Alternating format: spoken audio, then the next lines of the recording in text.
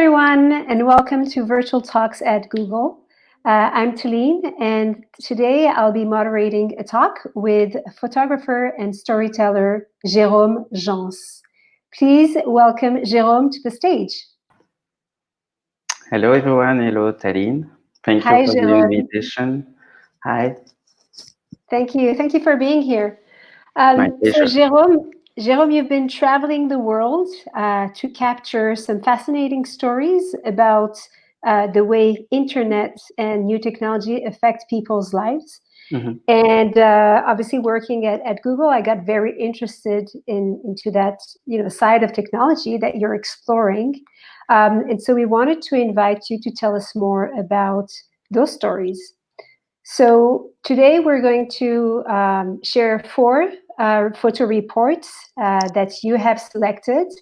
And your work revolves mostly around the theme of connected world for disconnected people.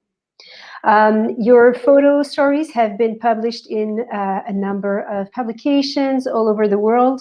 Let me just mention a few. So the Le Monde, Stern, Der Spiegel, Die Zeit, the National Geographic website.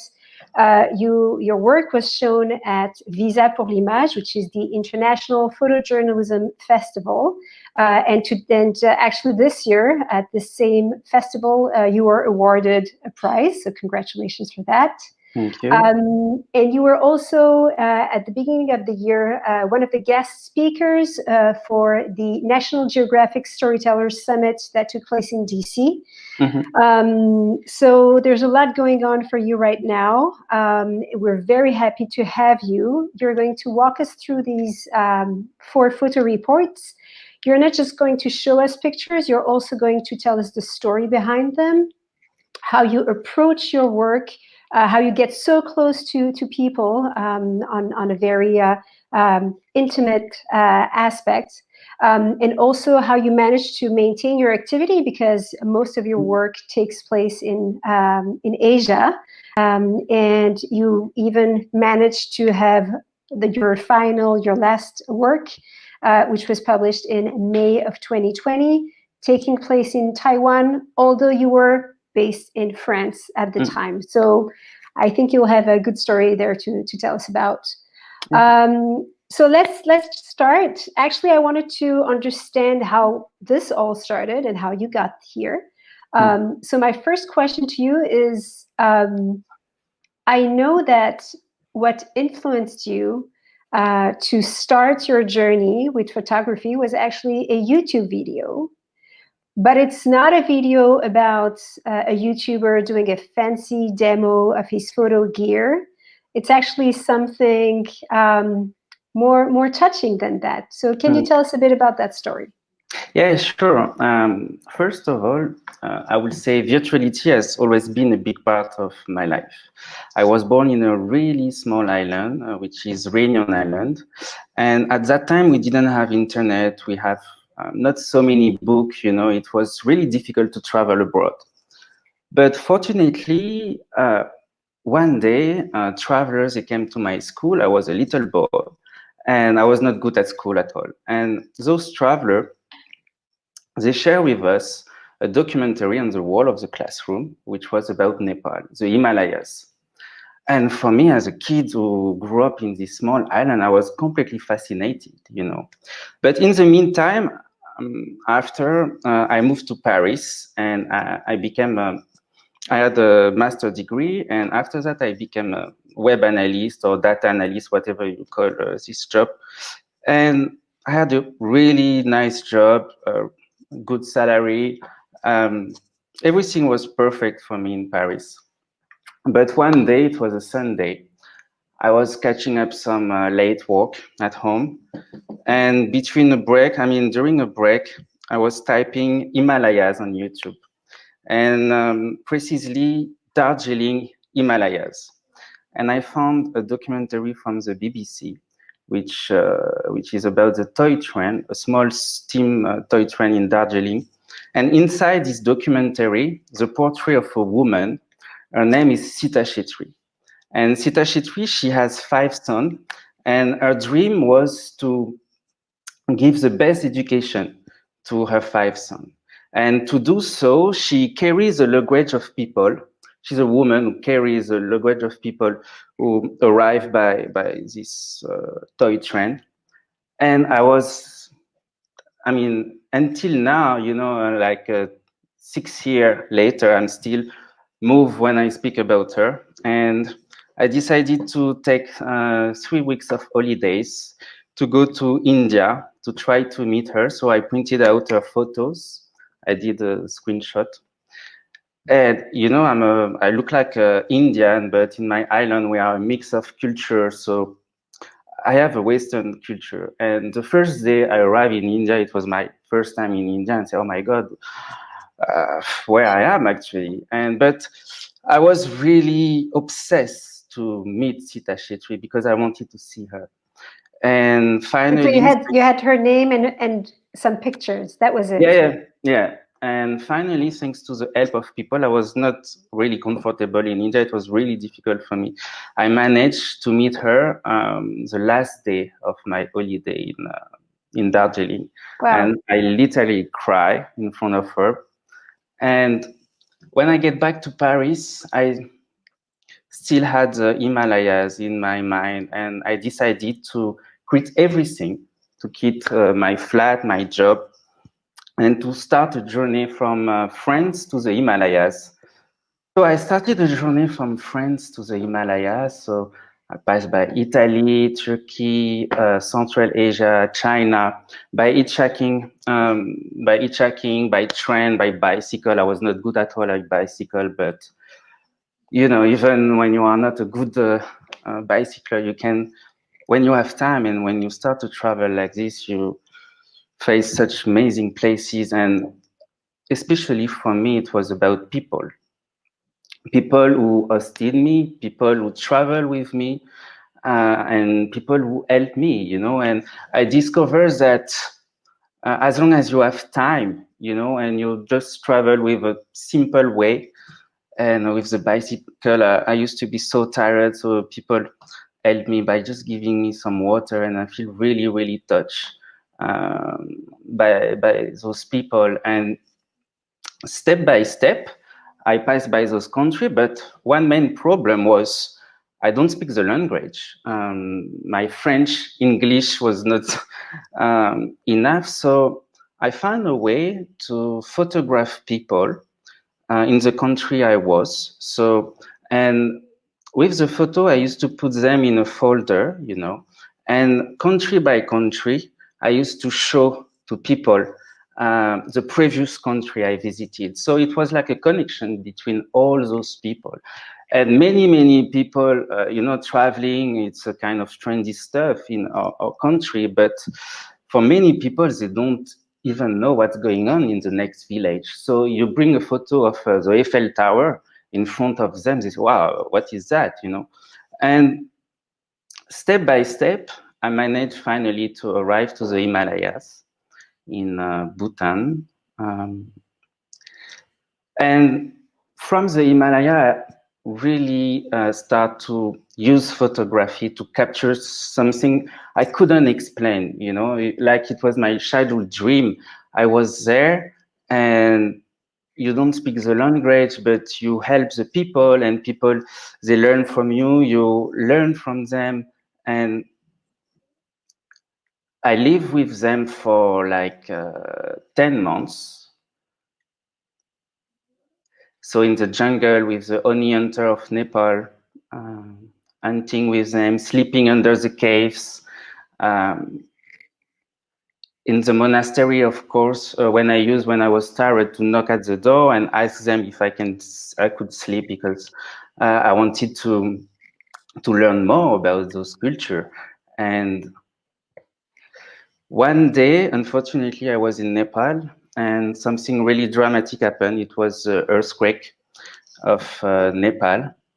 And in the middle of the chaos, I found this photo and this scene, and it reminded me something, that as long as you have light, even in the darkness, you still have hope.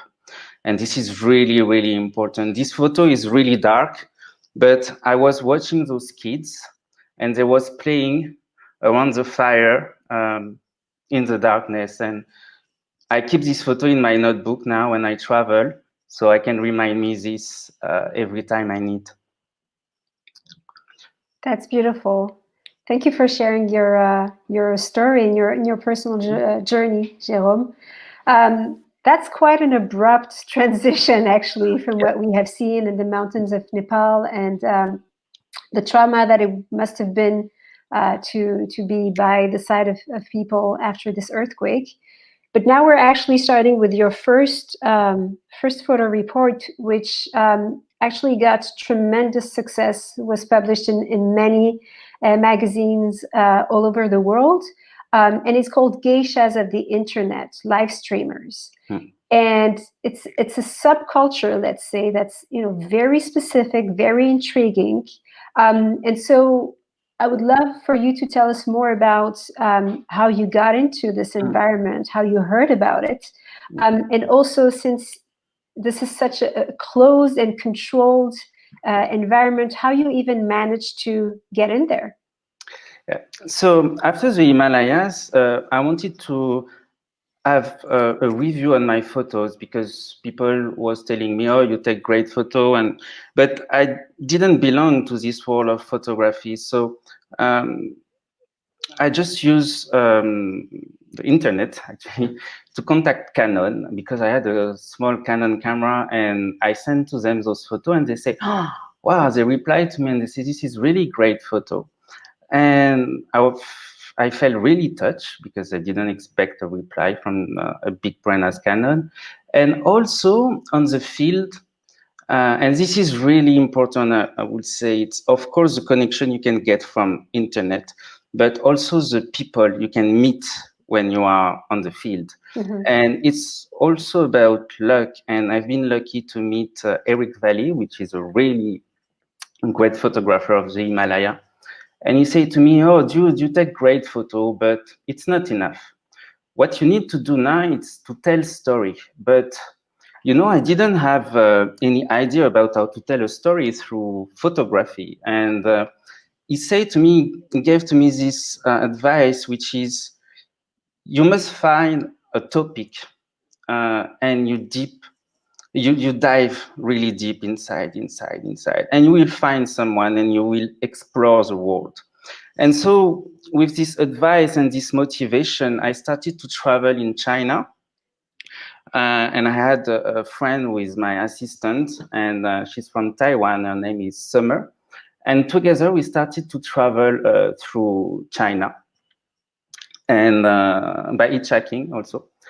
And one day she felt bored, and she started to check her phone and using this app and of live streaming. And I said, wow, what are you doing? And she said to me, oh, you don't know about this? It's a live streaming app.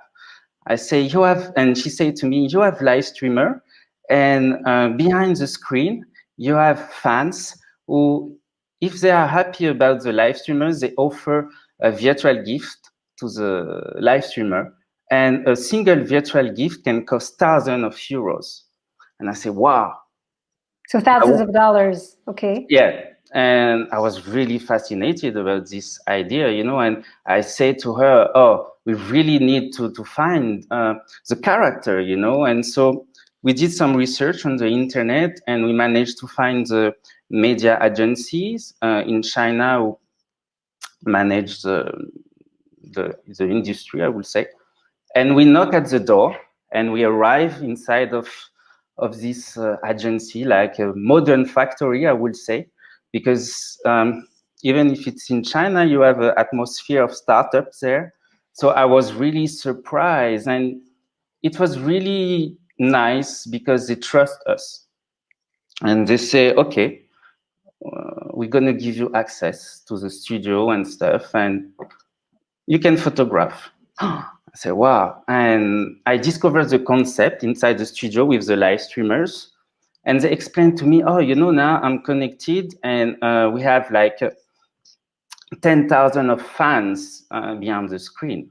And they're sending to us like thousands of emoji every hour. And we work like all the day like this, and we make money thanks to the emoji.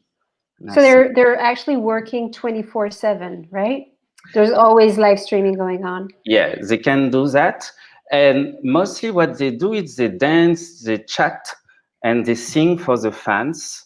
And something need to be understood is that the live streamers, they cannot see the fans. Only the fans can see the live streamer, of course. Okay. And so as a photographer, I said, but I want to photograph those invisible fans, you know. I want to get behind the screen. And how to do that? Those people, I don't know where they live. I don't know who are there. And so it took us to document this story 9 months. Okay. And we traveled to Korea, China, Taiwan, with the mukbang in Korea, the ASMR as well. And I was surprised also to discover a lot of young women who, like Magdalena, she specialized herself by eating donuts and with the ASMR sounds. And yeah, with all those cable.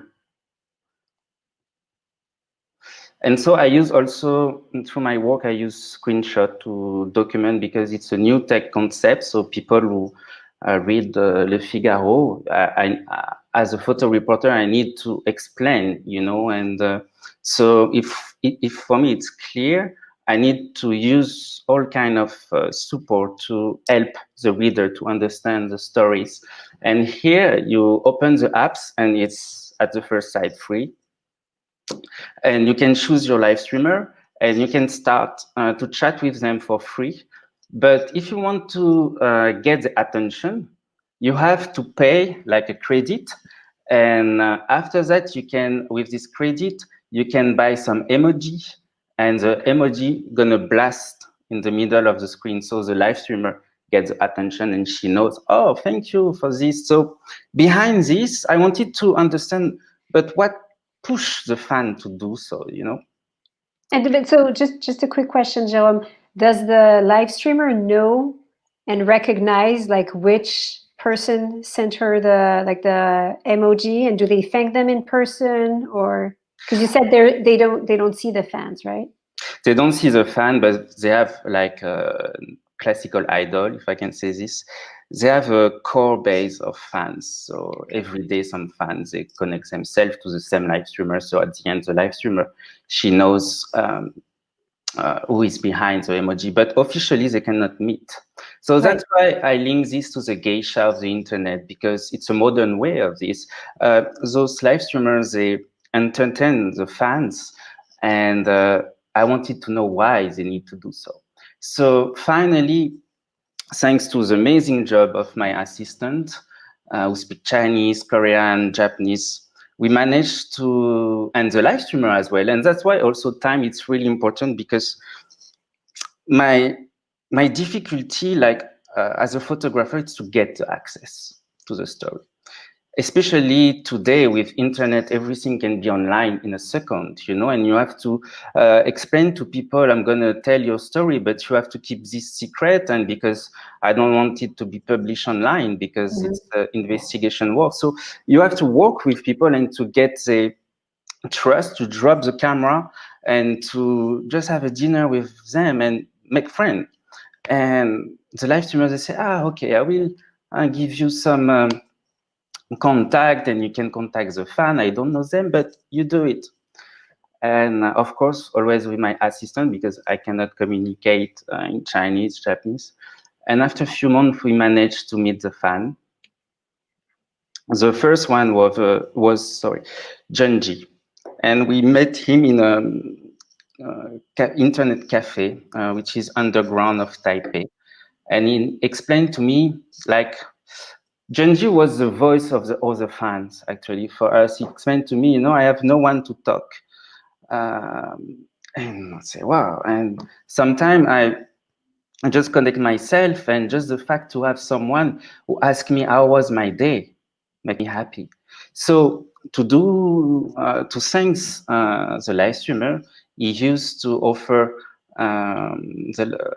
his favorite live streamer some emoji, and he earned like 1,000 euro a month, and he used to give 300 euro per month to his favorite live streamer. Okay, so 1/3 of his salary went to the live streamer in Yeah. emojis and virtual gifts. Yeah, the other, the 30%, it's for his parents, and the left is for him. So he lives in a factory, in a dormitory with other workers. So the live streamer is his breath, I would say, you know, and to escape from the work. Okay. And so we spent time with him in Taipei. And we met also Guangdo. He's 32 now, 33. And which is really, really rare. We managed to come to his parents' home because he still lives at his parents' home. And he never kissed a woman, but yeah, he fell in love for this live streamer and Taiwanese live streamer. And yeah, it was really touching to meet him, to meet them, because at the first time you feel, oh, this is weird. You know, you arrive in a room of a guy who's 30, but again, spending time and speaking with them, it's helped to understand, and it's not their fault. You understand quickly that it's something wrong inside our society today, which brings us men in Asia to be so lonely.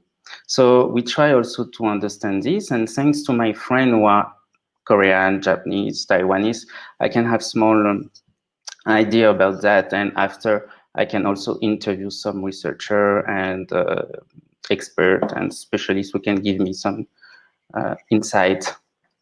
And behind this, between the live streamer and the fan, there is a huge loneliness industry. And this live streamer with the supreme hat. Yeah. He earned 500,000 euro a month just by emojis. Okay. And with this salary, he even have some friends to show him the phone. He don't need to handle the phone by himself. And the first thing he did is to buy some Louis Vuitton luxury goods and a flat and a luxury car as well. Okay. And this is Lala, a famous Taiwanese live streamer who did a photo book. So it was a way also to photograph the fan and to put a face, you know, on those fans. And as a photographer, I wanted this. It was out of question for me to photograph just the shadow. But if you arrive like this in one day and you want to get this access, this is not possible. You need to, again, to spend time and to trust them, and they also trust you at the end. So you said you spent 9 months documenting this, right? Yeah. Okay. Even a dog can be a famous live streamer in Asia. It's a Shiba dog, and it's famous because people, they like the way in Taiwan, I mean, people, they like the way the Shiba watch them because it gives you a good mood to start your day. So also, it's illustrate this photo. It's I like this photo because it illustrates also the Asian society, you know, with the luxury car. Even a Shiba dog live streamer can have finally his luxury car, and those people around taking photos. And these photos, a big billboard about the apps owner of the main apps owner in Taiwan, and it's 30 meters high above a Rolex store. And I found this image completely crazy because those women, you know, standing with this message, which is, I want to be with you. Oh, that's what's written on the billboard? I want to be with you? Yeah, I want to be with you. And so which shows the priority, I would say. The priority is not to buy luxury good anymore. It's to have a company. And also the app companies, they invest a lot of money by buying billboard space and investment to attract the fans, the lonely fans. Say, oh, it's free, come. Oh, okay, you can chat. But now, if you want to get the attention of the live streamer, you have to buy the emojis. And so at the end, the fans, they are trapped, of course, because, you know, once you start to follow the daily routine of the live streamer, you want to continue, and you become addicted. Got it. And so I think what was interesting also is how you managed to go like behind the scenes to uncover so many layers to the story. Can you tell us a bit more what you found out when you went behind the scenes with the fans and the live streamers? Yeah, I wanted to, you know, with social media, I'm not a big fan of social media. The thing is, people, they can choose a profile photo, cover photo. This is a word. And, you know, I found exactly the same thing in the reality, which means the live streamers, they use the background photo with colorful photo to attract the fan with fancy decoration, fancy window. But in front of them, they didn't have a true window. And as a photographer, I really need to show this, you know, and behind this promise for the live streamer, because many live streamers, especially in China, they run away from the countryside to come to try to give a chance, you know, to the big city. So they arrive in those media agencies, and those agencies, they say, you can earn money quickly, easily. So you just need to connect yourself. So this is a dormitory and a chair as well, because the live streamers, they work 7 days a week, 24 hours a day. And you have also, I really love these two photos. You have the virtuality and the reality, you know, in front of the live streamer, you don't have even a window, and behind her, you have the colorful background. Yeah, so fancy decor, but really their lives is totally different. And in Korea, also, the live streamers, they have to obey the mukbangs, they have to obey to the fan, because that day, Lee, his name is Lee, was late, so the fans, they ask him, they order him, say, oh, you have to sleep and to take a nap right now in front of the camera for us, and we're gonna watch you. Okay, wow. And the PR manager of the live streamer in Korea, famous live streamer, and they both were taking care of the interview with the journalist who came with me that time. And so, yeah, she has a big sofa, you know, and the PR, they cannot even sit on the sofa. They have to sit. Oh, you mean the PR people? The like, assistant, yeah. They're the ones sitting on the floor, and she's comfortably seated in her sofa. Yeah. Okay. And also, Anse, she's.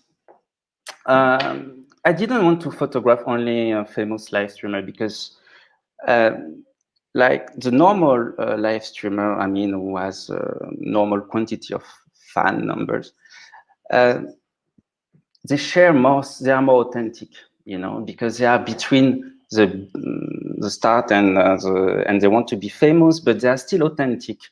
And so we spent together some time together with my assistant and her, and she was covering the phone, the camera, against her body to avoid the fan, to localize, to spot where does she live.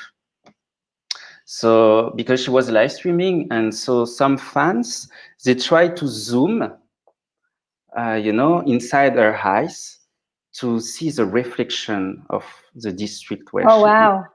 So for her safety, she has to do so, to cover the camera against her body. So she can't even like stop the live stream until she gets back home? No. Wow. And inside her luxury flat in Seoul, she paid 20,000 euro for that.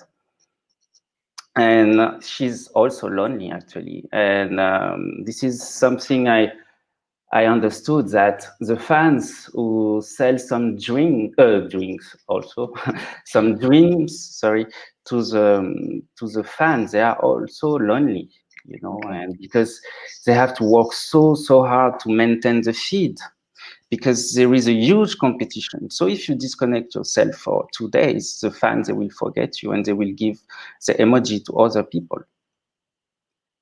And I spent the Halloween night with her inside of, on the street of Seoul. And I like, it was before the pandemic, of course. I like those people with the mask. And today, with the place of the internet in our life, we all have a mask in some way. We have a virtual personality, and we have also in the reality. And with those, that's why I wanted to take those photos. And also the pressure on the woman. And say she was using a mask to make her skin whiter, to keep the so. And finally, again with the time, you find the true mask of the people. And she was crying in front of us, and she say, I don't have life anymore. I promised dream to people, but I feel so exhausted at the end of the day. So I earn a lot of money, yeah, but I don't have any energy to meet someone, to meet my friends. So it was kind of a reminder for me, and I think also for the people I work with. And what we discover is that there is no time for those human beings to complain, because there are new concepts which are really well motivated to attract the lonely fan. Okay. Well, that's a really strong, very powerful story. And your second story, the second one you selected for us, is very intriguing as well.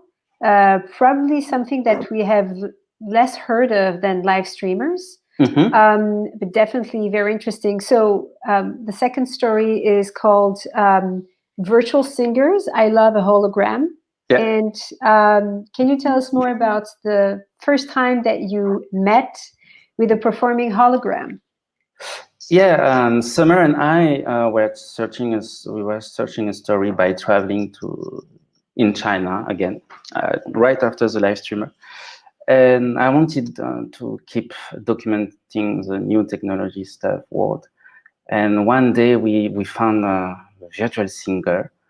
I said, wow, what is this kind of voice? This is unreal, and we cannot play, unfortunately, the song today, but I invite you guys to type her name. She's really, really popular. She's even like a god, you will see.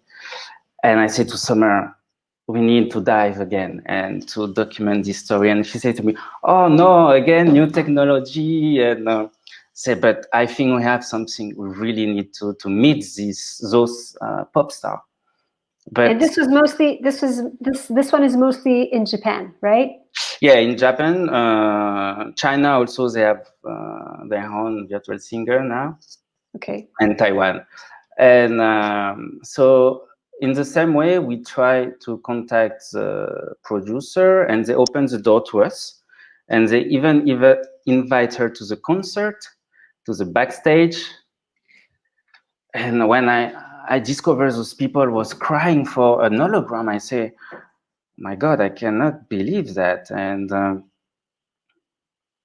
it looks like it was a huge concert. Like, it looks like there are thousands of people just for a hologram. 1,000 of people. It's like this concert was at Mercedes-Benz Stadium in Shanghai, which usually a big pop star they perform, and like Justin Bieber, and now it's the turn of Hatsune Miku. This one was in Paris, during the Yellow Vest protest, yeah. So her name is, she has a name, she's called Hatsune Miku, right? Hatsune Miku, yeah. Okay. And also this slide, because as photographer, my photo reporter I pay a lot of attention to when I pick up a story. To me, it must mean something. I mean, I want to help people to discover a concept, but which also kind of illustrate what's going on inside our society. So in that way, my job as a data or web analyst helped me a lot, because when you spend 9 months with people and different kind of people, you collect a lot of information. You see many kind of scene, and at the end you have to tell a story. And a story, it's a beginning, a start, I mean, a middle and a end. So you have to summarize everything and to make a story which can be contained and explained in 10 pages in a magazine, which is already huge nowadays for a printed magazine. So that's why it's, yeah, the link between my job as a data analyst and storytelling, it's quite important to me. Because you don't necessarily know which story you're going to tell until you start deep diving in it and understanding the some of the layers of the story, and then it all makes sense. Just like when you're observing data, and Yeah, then you finally exactly. understand, and you have an insight in a certain way, right? You have you feel, it's your feeling, you know. Okay. And for me, the first feeling I have, it's wow, like this. Wow.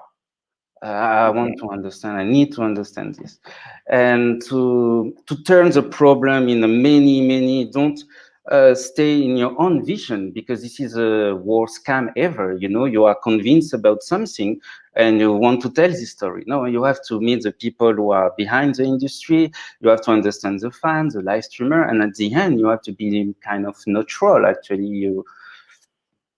Right. Of course, for instance, in virtual singers, there are pro part and bad part. It's like this, and yeah. It's not my responsibility to say to people this is good and this is not good. Of course. And this fan, I met him in Taiwan. He say, you guys, you have churches, you have mosques, you have God to pray, and for us, we have the virtual idol. And there are countless of possibility, because it's only depend of your imagination. And they are really clever, and I like to spend time with them, and that's why I also telling their story, it's important for me, because no one cares about them. They are considered to be like geek, to be clever, intelligent. But those guys are going to design, the new tools in few years.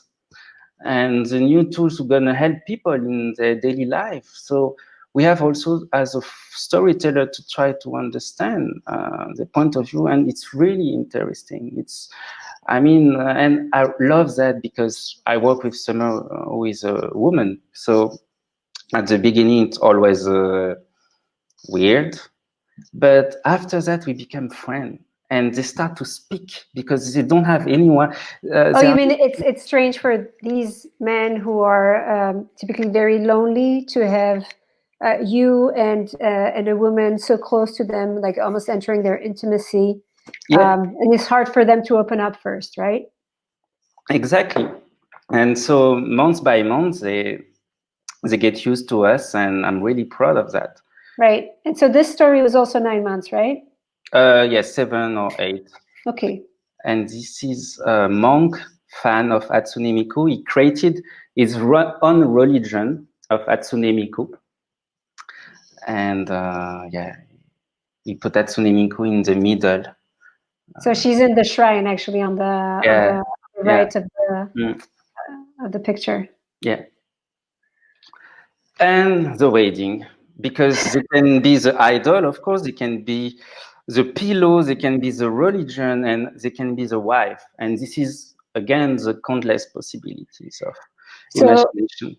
Right. So this is absolutely crazy. I remember seeing this picture in your in the publication, in the report, and how you managed to become so close to them that they actually invited you to their wedding, getting married to a hologram.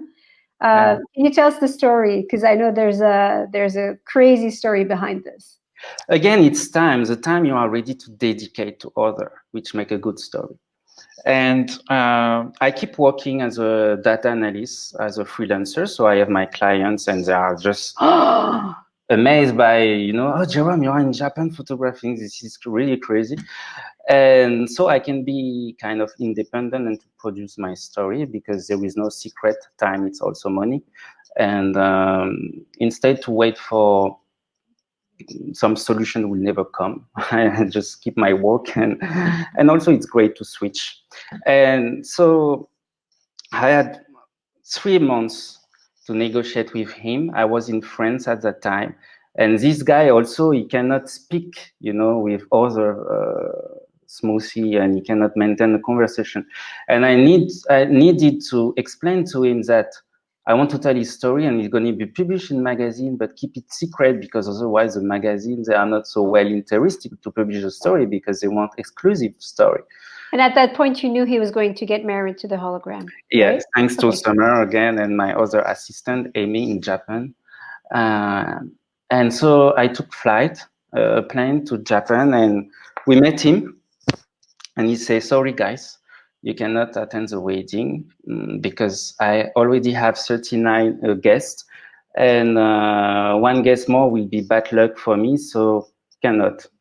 So that was like the day before or a couple of days before. And I was already, I already did like 5 months of a story of, and if someone else gets the story or even himself, he published his photo of the wedding, my story will be gone and all the work of our team will be just jeopardized. Yeah. Right.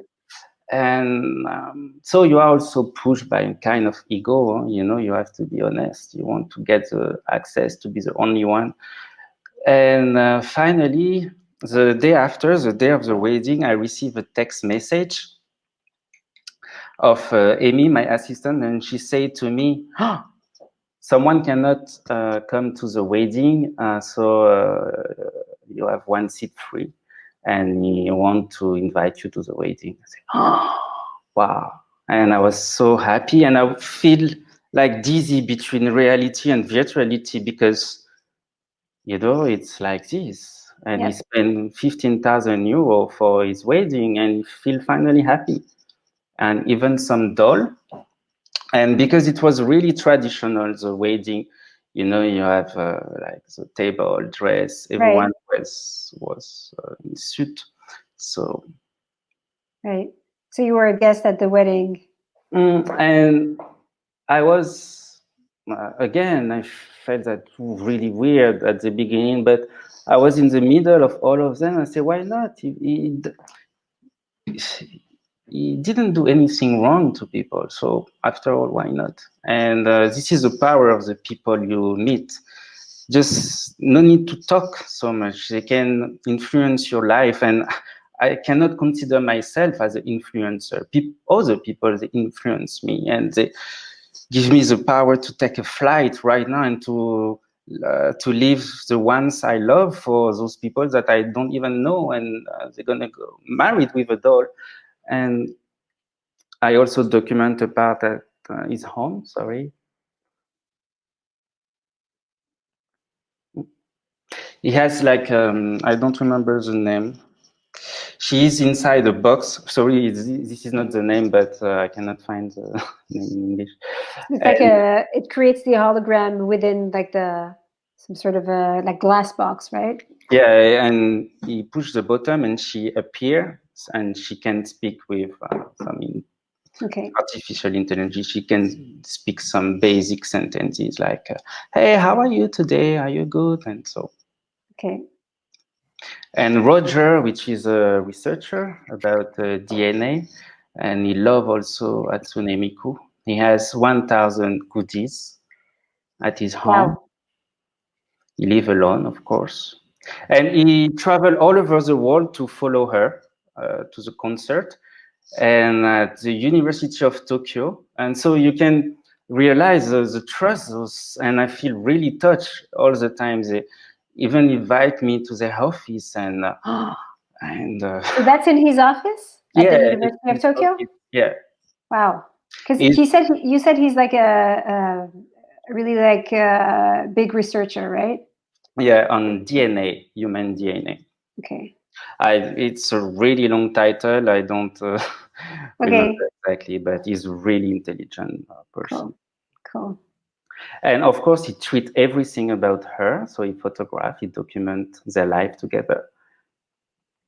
And in Paris, I was in Paris, and so I helped him to deal with French because he doesn't speak French.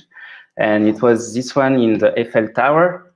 And I found this scene really interesting because it illustrates to me our society, you know, the place of the mobile phone, and which one is the best, I cannot say by myself, but they seems all happy. And yeah. But my goal as photo reporter is to show what I feel touched about, something which called me, and I took this photo. Okay.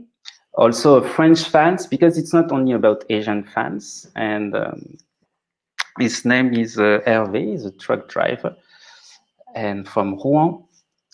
And it's like an escape in their life, actually. And also, what I love is to get back to my character, to keep in touch, thanks to the new technologies, which I really love using the mobile phone and to contact people and to search for information. Check in on them, right? Yeah.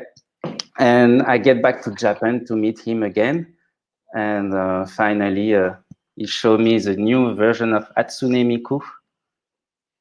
Oh, he got a real life doll. Yeah.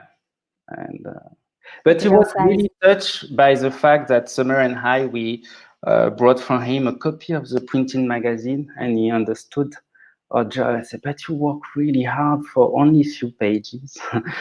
And but at least it will last forever, like Hatsune Miku. Cool. Okay.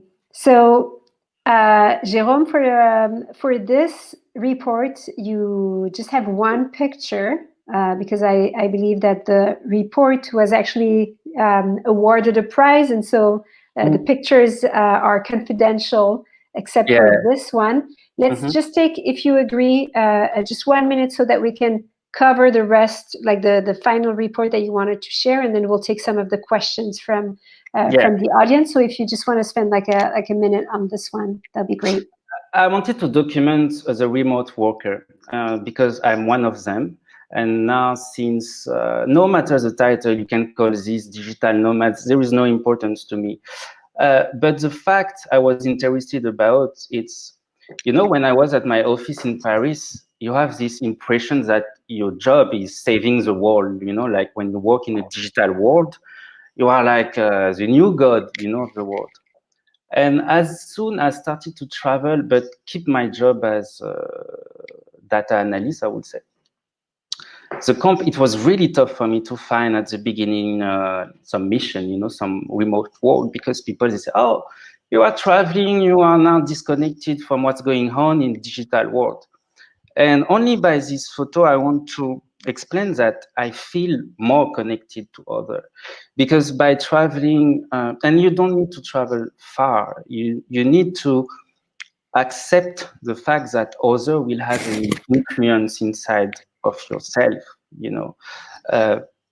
I felt bored, so I started my journey, and people, they show me many things that most of them I forgot. But for the small thing which left, it kind of changed my life.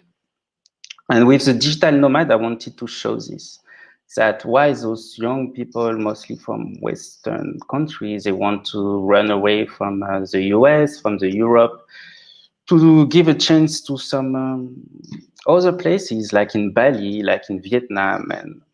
And what I found, it's of course for economic reason, but there is a lack in our countries of connection, human to human. And I remember this sentence in Bali, the co-working space, they say, here you will find human to human place to attract the remote worker. Right. So next year I will show you the rest of the photo. Excellent, excellent. Then we'll have to invite you again. All right, let's take. If you agree, Jérôme, let's go very quickly on your last report, that we can take the questions, because we have quite a few. And so this final story is on the way that Taiwan dealt with the COVID pandemic efficiently and with quite a bit of serenity. And this was your latest published story, because it was published back in May of this year. So if you want to go through quickly and tell us a bit more about that. The purpose of this story is to show, I missed my, no, I didn't miss my flight, but the day before the lockdown in Paris, my flight to Taiwan was cancelled. So I had Summer on the phone, sorry, because I was locked down in Paris. And she was showing me the normal daily life in Taiwan. You know, people, they are not locked down, and say, oh, wow. And some basic daily routine in Taiwan was something exceptional for me. And so this is the backstage of our report. So I asked her to put on a small Canon DSLR, a smartphone, and so we can video call, and she can, I can guide. Showed you places around. Yeah, interview the people, and we managed to make the story like this by using actually different way of new technologies. So we document, the life of the people. For me, it was exceptional. You know, these photos are not my best photo, but how we managed to took them, and this normality, which was exceptional for me, get all my attention. People waiting for the bus, the metro, the market without any social distance, you know, and drinking tea. And the pharmacy, she was selling even baozi, which is a kind of bread, Chinese bread, in the pharmacy. And the quick reply of Taiwan by using new technology as well, automatic vendor machine like this, to limit the pandemic. Yeah. And, oh, sorry. At the school, also the kids, even the kids, they protect themselves to avoid to touch. I mean, to contaminate other people. They care about others more than first, before to take care of themselves. Right. Cleaning, the protection, washing the hand, dancing, fitness club. And so all this was shot through your assistant, like you gave her directions and guidelines, and so you did this remotely. Using the apps, which is really great to inform people. And here in France, we are debating, but you know, you have to choose at a point. And so they went very fast into choosing to have the app. Yeah, right? And it was always in a soft way, by using a small dog. You know, it's not like, oh, you're gonna be tracked and we're gonna collect this, and and even, you know, this fact, which is people, they can decide to offer the mask to foreign country because they don't need it anymore. If they don't need it, because they are safe in Taiwan. Right. And I would like to finish by this woman who, the reason of all those stories, I will say. And for her, I left all my life, and her name is Sita Shetri. Yeah. Okay, so we're closing the loop. She was the one in the YouTube YouTube documentary, right? Yeah. Okay, excellent. Thank you so much, Jérôme. Let's take a few questions from the audience. Yes. It's going to come on the screen for us to see. So first question from Joshua. How would you say that the streaming culture is different in Asia than it is on Twitch or YouTube Live in America and Europe? So how is the streaming culture different in that region of the world that you cover? And if you want to take just a minute. I would say that Asian live streamers I met, especially in China, who are from the countryside, they are more interesting about to get the money and to buy quickly a flat and a house, and to leave the industry after, because it's really time consuming and it's really tiring for them. And whereas in the West, we are more, I would say maybe not all the influencer or blogger, but they want to have more share, more likes. So it's more popularity, I would say. Money comes after. It's a bit taboo also, money in our country. So live streamers there, it's, I mean, the ones that you have met, it's really about trying to make, money fast for themselves, probably for their family who have stayed in the countryside. Yeah. Okay. Yeah, that's quite different. Cool. What's the next question? So from Farah, do you have any advice from budding photographers who may be looking for their inspiration? Great question, Farah. I would say it's to photograph something you want to photograph, and it will bring you somewhere you don't know. Like me, I wanted to photograph the Himalayas. It took me in Africa, where I met the guy. I didn't have time to explain, but this guy who lives in China is from Africa, and I document his life from China to Africa. So you will walk around, and this is also important today, to be open, and to not be only in your way. And books. Sorry, go ahead. And for me, I try to avoid too much social media, because on Instagram, for instance, now today you have a really interesting artist did that project. He gathered all the touristic places, and it's just the same photos. And so for me, I'm more interesting about people, because they are unique, and but you have to follow you, and what you feel will speak on the photos, I would say. And then turning the photo into a story. But basically what you're saying, it takes time, because you're going to uncover the story as you document it. And that's the thing I'm not comfortable with. Now we call a story everything, storyteller. It's a trendy word in all digital companies. But talking a story, and I'm still learning, of course, and I get my inspiration for old school photographer. It's much more than just to take a snap of you and to put on the social media and say, look, this is a story. Right. But you don't need to be a storyteller to be a photographer. Some people, they like to photograph food, they like to photograph their dogs, and it's perfectly fine with that, as long as you do what you want, actually. Right. Got it. Okay, let's take another question. Joshua again, how much of the photographs that you take are natural versus getting the subjects to pose, adjusting the situation to make a better shot, especially when trying to tell a story like this? Yeah, that's a really good question.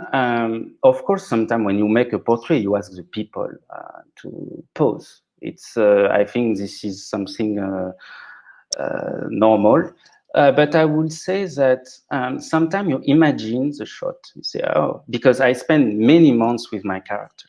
So they become intimate to me. And sometimes I observe them. I don't bring my camera. And say, oh, next time I will do that. And so. But for some reason, they do something else. And you photograph it by accident. And you even have a better result. So it's just depends. It's, I think it's,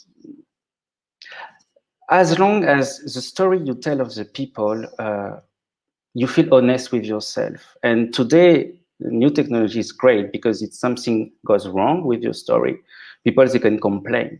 And so I think this is really good, because, and I have also my assistant and the people I trust and I work with.